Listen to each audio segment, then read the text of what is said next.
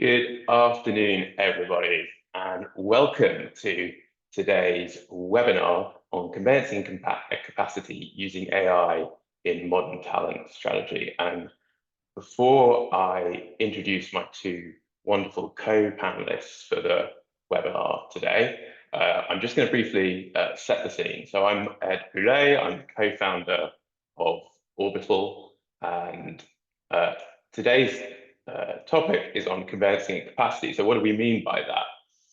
Well, volumes in conveyancing market are on the rise again after a period of financial market instability and peak interest rates. And the Office of Budgetary Responsibility is forecasting house building is going to reach a 40-year high as a result of planning reforms and Labour government's push to build 1.5 million homes. Now, set against that, the conveyancing industry has shrunk or consolidated, depending on your point of view, over the past few years.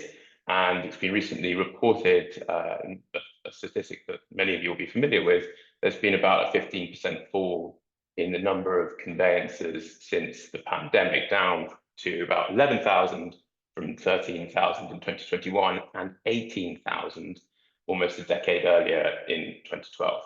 Now, what's not covered in these numbers on screen, something you'll be very familiar with, is the steady increase in the role and responsibility of the conveyancer. By some estimates, that role has doubled in the last 15 to 20 years.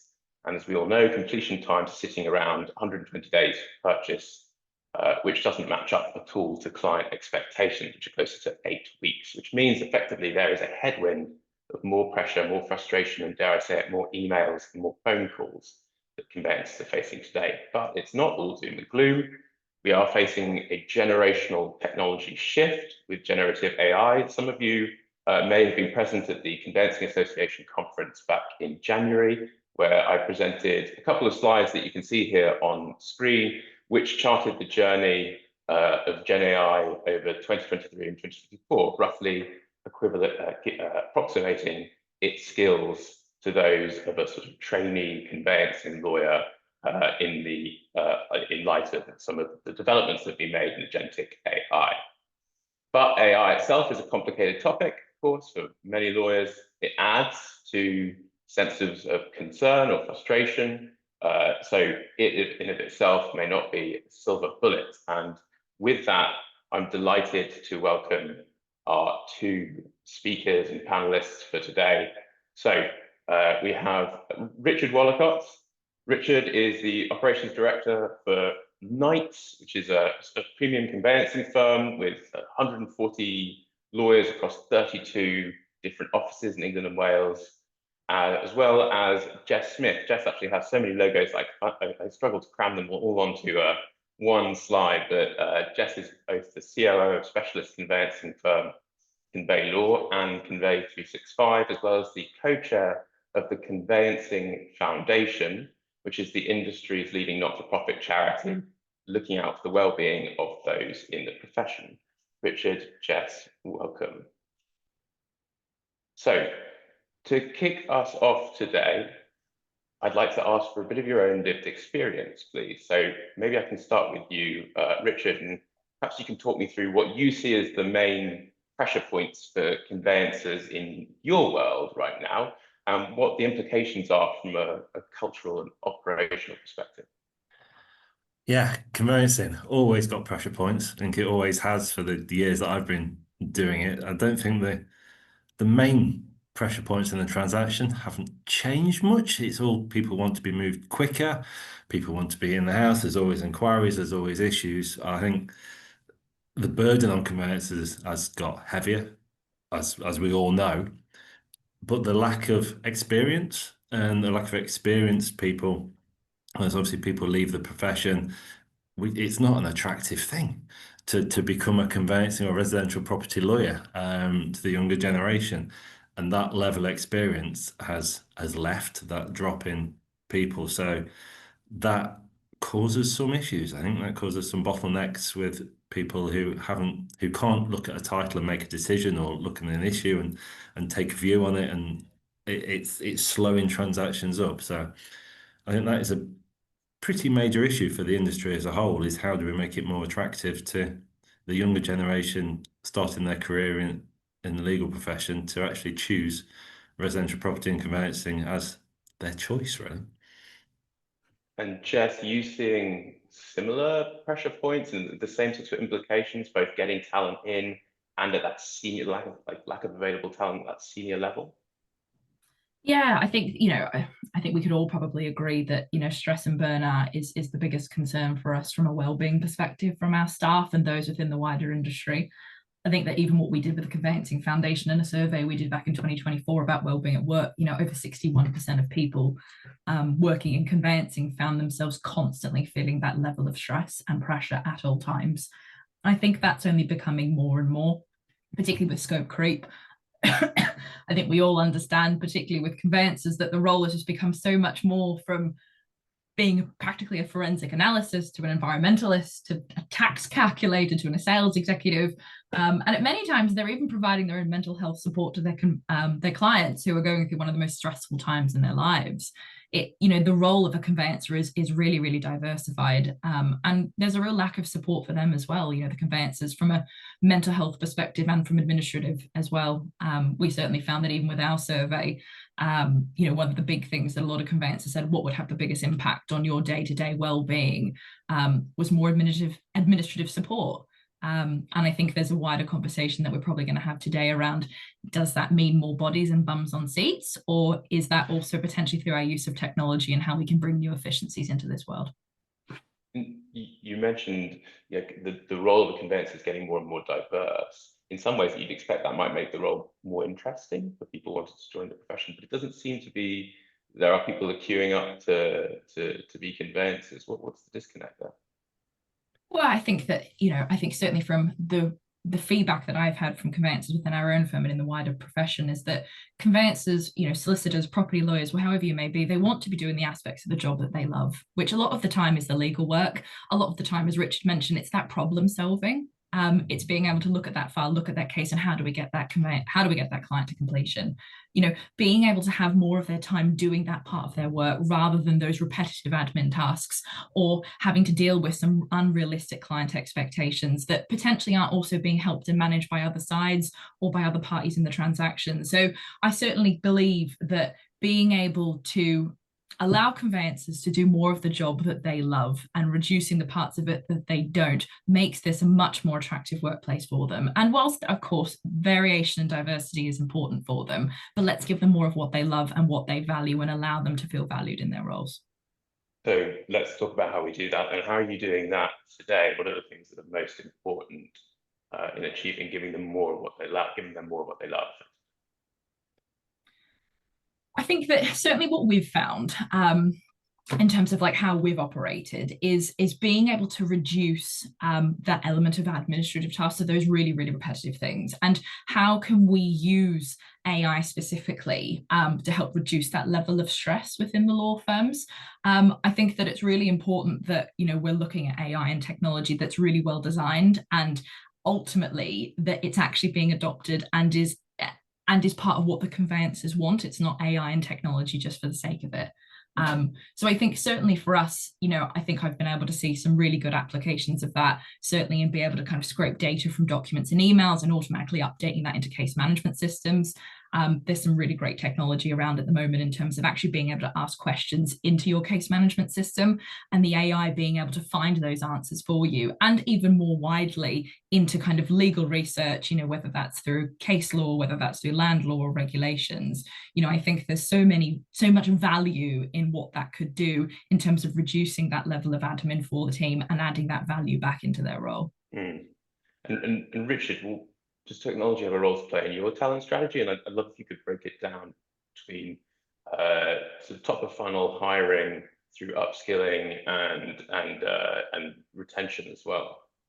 Yeah, 100%. It always surprises me when we hire people, when we interview people, when we acquire firms, as we do, how a lot of firms don't have a case management system that works as it should. A number of times we hear people say, oh, I've got a case management system, but it was set up by someone, it's never been finished, or there's bits missing.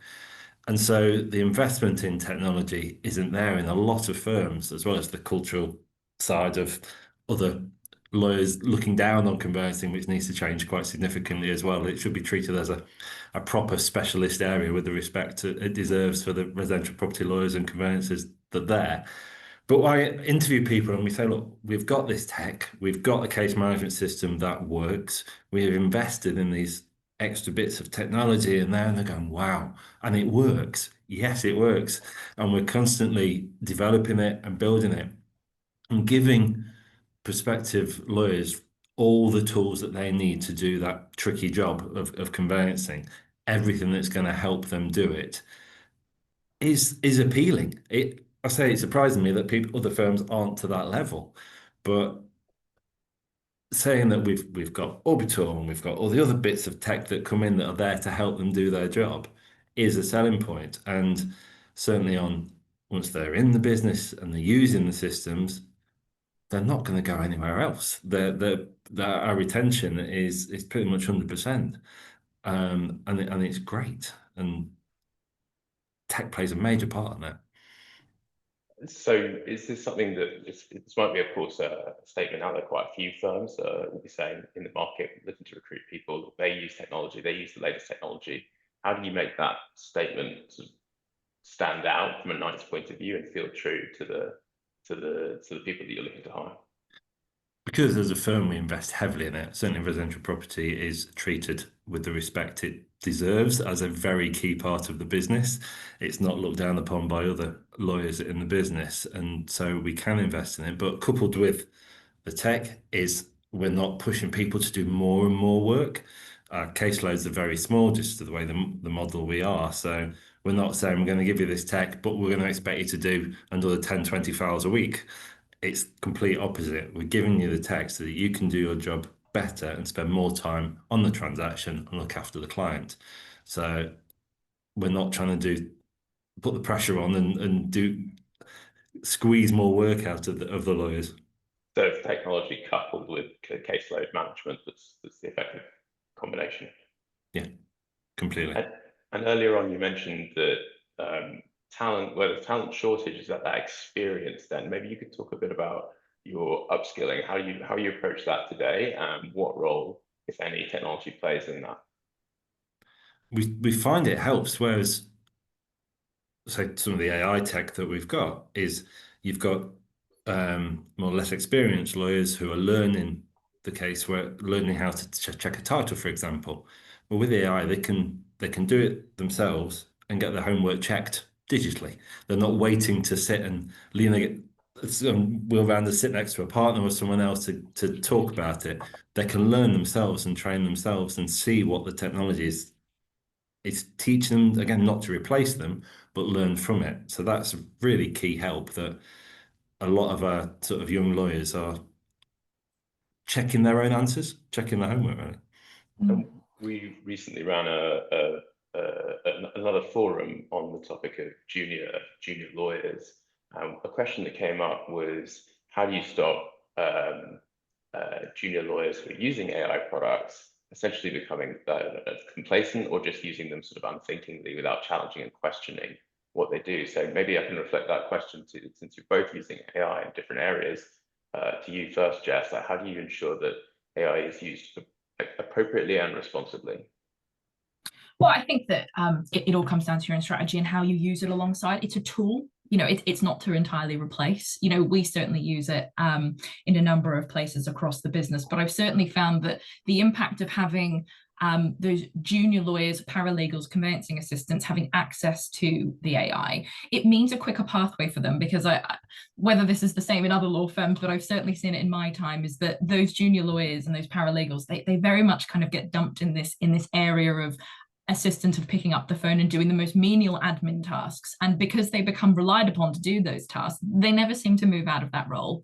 And their time that's actually spent in legal experience, understanding case law, understanding land law, and actually focusing on the practical elements, client management and managing expectations and all the other stakeholders, is a skill in itself. And we don't learn that in as a law degree, we don't learn that through the CLC. That's something that's on the job training. And it's really, really important that we've certainly found that managing those expectations of clients is just comes from time and experience. And the more time we can give those junior lawyers in that space is the more successful that they will be. And ultimately, the more value that they have, the more valued they feel, and the more likely we are to retain them throughout their journey as well. Are you proactively trying to now spend more time coaching some of those client skills, those sort of soft skills, if the assumption is that lawyers will have more time to put those into practice because they're using AI to do some of the sort of admin work or heavy lifting? Absolutely. I don't know whether you feel the same, Richard, but for me, when I'm looking at a CV for a new conveyancer of any kind and of any level, I want to see someone on there that's done hospitality work or bar work. I want to see people that have done client-facing roles before, particularly in those very early level roles. You know, that level of client management and client expectation is huge, and that's where we spend a huge amount of our time. Legal experience and understanding the law is super important, but in equal measure, that element of client experience, how to deliver that service to the client, how to keep your introducers updated, and how to have them working on your side, how to build that rapport with them and that client so that you all feel that you're on that journey together. Rather than you're all separate pieces blaming each other for why the transaction is delayed and it hasn't achieved what they wanted. Yeah, certainly for paralegals joining the business, it's how to use a phone to actually use it to make phone calls, because actually speak to someone on the phone is quite a skill that seems to be lacking somewhere, but they certainly bring in other skills. We've a few paralegals joined us recently who are teaching us about what AI can do. They're saying, well, we can sort that data just like that, and they're going off and doing stuff that blows my mind, but they're teaching us, and so it's a great benefit of having those young lawyers and paralegals in the business to actually move the training the other way. And then they're engaged then, aren't they? Because they've been part of that process. It's like that, we use it internally, the Kaizen methodology, and it's been really kind of pivotal to our business and how we've operated. But one of the kind of main pillars of that is actually having them involved and the staff engaged at every single process and at every single stage. You know, the people on the ground physically attending the demos of any software that you're looking to implement or any kind of design phases is part of it, is so pivotal. So I bet that must work really well in your environment if they're the ones coming up with the ideas in the first place. It's great. They're keeping us all in check. What was the methodology you mentioned, Jess? Kaizen, I don't know whether anyone's familiar with it. It's a Japanese term, which is all based around constant improvement. It's really, really pivotal. It originally became really popular. It was actually a methodology that was implemented at Toyota. So it's this idea and concept of small systematic changes across the business, and that obviously ultimately then result in the desired outcome. And it usually involves then huge amounts of staff engagement, all the ideas coming from the ground up. Any ideas from the top down have to be run through the ground up. So everyone is part of that process. And you find that the level of engagement, of productivity, and I guess people coming up with more and more new ideas and really owning and taking accountability for what you're trying to achieve and having that shared mission and vision ultimately has completely fundamentally changed the way that we've operated and making people feel valued in their work. You know, we spend so much time here, we may as well make people feel that they're actually contributing to something bigger and a wider mission. How do you reconcile the sort of extra involvement and time that you want your teams to be spending on, you know, bringing ideas to the table and kind of seeing projects and testing products through to fruition, with the need to spend the time on client work and on files? Have you allocated some time internally to non-client work? Like, how do you approach that? In the most simplest way, it comes down to profitability. It comes down to how profitable are we as a business and how can we increase our fees? How have we increased our fees? Which has ultimately meant that we're carrying less cases. You know, we do work in a more of a volume environment. It works really well for a lot of the people that work for us. We work with a number of different introducers and panels, love them or hate them, but for us, it's a really good business model. And being able to increase those fees and make conveyancers feel that they can value that time and value that work, reduce some of that admin time and spend, has freed up significant periods and blocks of time for these conveyancers and their assistants to be able to contribute. And for us, it's fundamental to what we're doing. You know, we have a development team that's 20 strong. It's a huge investment for us alongside our conveyancing departments. And other organizations no doubt have this in place, whether that's through a team dedicated or whether they're doing this through the likes of Orbital, other suppliers that are delivering that AI. If you're willing to invest the money of bringing that in, you also need to be able to invest the time of the people to make sure that it's successful, because it's one great thing to spend however much money of implementing a brand new system if everyone hates it, no one enjoys it. And ultimately, word of mouth, I think, as we've all seen, is the biggest influencer in terms of recruiting and retaining. I think all the conveyancers talk, they know exactly who are the people that have the best technology and the best processes. And if people don't feel engaged and involved, then, you know, they will walk. That's interesting. They mentioned there's a reputational element to this as well. Firms start to get a good or a bad reputation based on how much they've invested in this sort of thing. I think, you know, it can be the absolute, you know, either killer of culture or the maker of your culture is how you engage with your team. And I think that technology, particularly at this moment in time, is that way that you can really engage, bring them into the room and actually show them the value in the investment that you're making in their lives and their roles. And, you know, both as an employer, but also with your conveyancing foundation hat on, what do you hear from the conveyancers themselves? What do they say they want or they expect in terms of technology? I think for them, the risk that we have with AI and technology is devaluing the conveyancer. I think I mentioned that earlier. You know, all that time and energy, experience, and money that's been invested in them personally, and either through their employer in gaining those skills and gaining those qualifications, they just want to be left alone to do their job. And I'm sure we've all heard about this on LinkedIn, no number amount of times where you know, stakeholders, estate agents, mortgage brokers chasing for updates. You know, I think we all agree that if that element of our role didn't exist, the amount of time that conveyancers could actually spend doing their job would be fundamental, and they'd probably get so many more cases done into the end as they want to. So I think for us, it's being able to give conveyancers that time back. You know, for them, that's what they're looking for. They want to be able to focus on the elements of the role that they love the most. And, you know, I know it's a lot what Orbital are doing in particular about being able to allow conveyancers to make those decisions, have the data available to them rather than spending 2 hours going through a ridiculously long lease. You know, it's those kinds of things where, you know, being able to type a question into a case management system because you're trying to respond to an inquiry, and you're trying to find that piece of information. You're trying to find that document in your long list of incorrectly named documents in your case management system and trying to find that one piece of information. That's what they're asking for. You know, they want to do more of the job that they were hired to do and less of the admin. Richard, what do you hear from recruits? Yeah, they want to. Nobody wants to do a bad job. So conveyancing lawyers, they want to do a good job for their clients. There'll be not one person that doesn't want to do that, and they want to have the tools and the time to do that. And so if we can provide the time by making fees higher, so reducing caseloads, providing them with all the technology that they need, or the training that they need, or the support they need, they're going to do a great job. And that is all anybody wants to do, and is do a decent conveyancing transaction in a fast way and feel good about it, because conveyancing residential property lawyers are under a lot of pressure and they're often undervalued. But if they do that, have the capacity and the time to do a proper job, it makes everyone happier.